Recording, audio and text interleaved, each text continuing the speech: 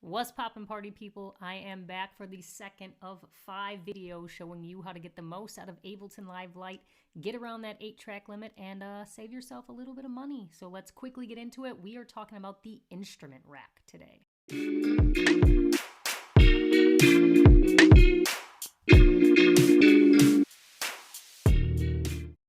I have an instrument rack already open right now. If you don't know how to load an instrument rack, I'm going to show you how to do that right now very quickly. So I'm going to click here on an empty MIDI track. I'm going to double click on instrument rack, which I found over here from instruments. I'm just going to double click it and it's going to load right here. It's going to say drop an instrument or sample here.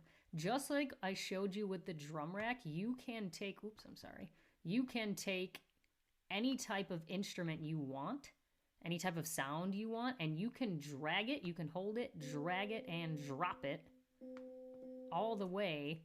So maybe I like the sound of that E piano rusty. I can take it, drag it, drop it, and put it right there. Now, I'm not going to do that right now because I already have my instrument rack created with some stock instruments inside of it. But one of the cool things that you can do is, let's say that you like a plugin, right? You like an instrument plugin. I like Zebralet, right? It's a pretty cool synth. It's got a whole bunch of patches. It's very adaptable, good for easy sound design. I can take that plugin and I can also drag and drop that straight onto my instrument rack. But we're not going to do that right now. I might do it a little bit later. We'll see. But right now I have this instrument rack loaded. I have 3 stock Ableton instruments on here. I have this E piano detuned, this organ angry, and this organ transistor series. Now, the reason that I have 3 different instruments dropped on here is I want to show you what you can do with the instrument rack and how you can make your sounds a little bit fuller. Because we have that 8-track limit, we find that we can't really create these really full synth sounds that we want to create or full piano sounds that we want to create because we're only using 1 track at a time. But if you're using the instrument rack, you can load as many instruments or as many instrument plugins as you want onto this. I don't want to say as many because I'm not sure if there is a limit. I'm sure it's probably going to use up your CPU if you're dropping like 20 instruments on 1 instrument rack, but you can drop a fair amount on here. So I just started with 3.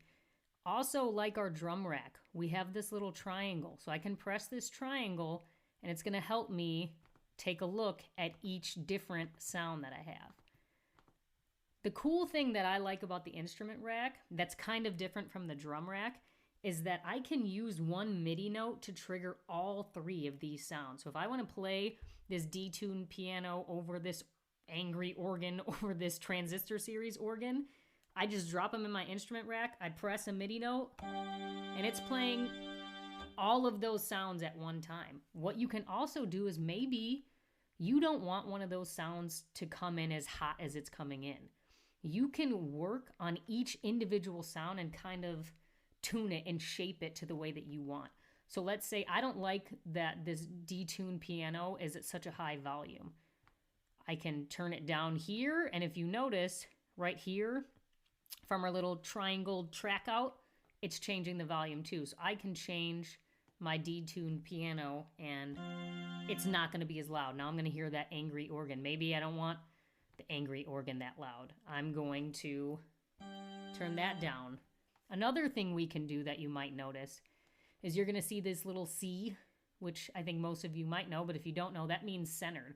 Well, maybe I want the E piano to be a little bit to the left. I want this transistor organ to be a little bit to the right? I can also affect those sounds and then create this one sound based off of my instrument rack. So now I'm getting this kind of fuller sound, and you might not be able to hear that because I'm just playing it out of computer speakers. But you're able to create these big, full sounds, and I'm still using 1 track. I'm still using just these MIDI notes to control this track, but I have all of these sounds on here that are giving it this rich, full sound. One other thing you can do, and we're going to get into this in another video, but you can also solo, or you can mute a couple of the sounds that you're using in this full synth or full piano that you're creating, this new sound that you're creating. And you can automate it so that at some points only this organ, angry sound, angry organ, it's a terrible name, angry organ is playing. Or I can maybe make it so that the angry organ is not playing and these two other sounds are playing at the same time. So we can kind of automate our sounds so that we're using different sounds, still using the same track, right? And like I said earlier, you can drag and drop any instrument plugins that you want. Now, we can also, just like we did with the drum rack, maybe we like effects, right? Maybe I want to affect the dynamics of one of my instruments that I have in my instrument rack. So maybe instrument rack. It's the R's, they get me every time. The instrument rack. So maybe I want to drop a compressor on my detuned piano. Can drag and drop, or I can use one of my plugins. I can use, I don't know, I like Tape Mellowfi. It adds this kind of wavy lo-fi sound to it. So maybe I want to put that on my detuned piano. So now I'm further shaping this sound that I'm making. So I can drop whatever plugin it is that I want straight onto these tracks so that I can mold and shape this sound, and I'm still only using that one track. I think that's probably the coolest thing about this instrument rack. So now I'm going to go in here and I'm going to solo this so that I can kind of take a listen to what I'm doing. And I also have it panned. I'm going to get rid of that. So now I'm kind of changing my sound of this piano, and hopefully, you know, it fits a little bit better with what I was going for. Maybe, I don't know, I'm going for this weird, creepy, Halloween-y sound, right? Because that's what it sounds like to me right now. You know, that's what I'm going for.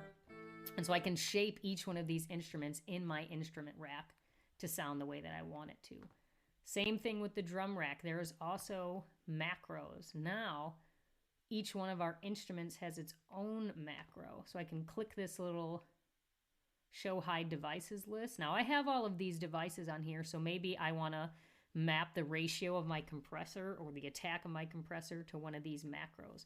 I think I already mapped something to this, or maybe they're just, the knobs are turned. I'm not quite sure why it's showing numbers on here right now, but, or I can, something that's already included in this instrument from Ableton. Maybe I want to map this reverb amount to macro 1. So now I can affect the reverb amount in this detuned piano. Right? And so this is the only thing I'm going to show you for the instrument rack. It's very simple. I went through it pretty quickly, but the basis of the instrument rack is that you can drag and drop your instruments. You can add multiple instruments. You can affect the panning of those instruments, the soloing of those instruments, and you can also affect all the other audio effects and any parameters that you want to affect on that instrument rack and create your own sound. The instrument rack is great for sound design. So we're layering all these different sounds and creating this nice full sound. You can also drop a bunch of one-shots on here. So let's get rid of this. I'm going to go to simpler. I can drop a simpler on here. I could drop 3 different simplers if I wanted, and I can drop whatever one-shots I have. Maybe, I don't know, I have this cool guitar one-shot that I want to drop on there, and I want to drop a bunch of different guitar one-shots. Now I'm creating my own sound by layering all these different one-shots that I have.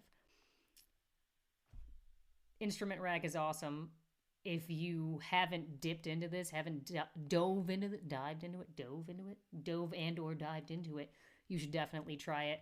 It makes sound design very easy. It also makes it easy for you to get that rich, full sound that you're looking for without going through a whole bunch of tracks.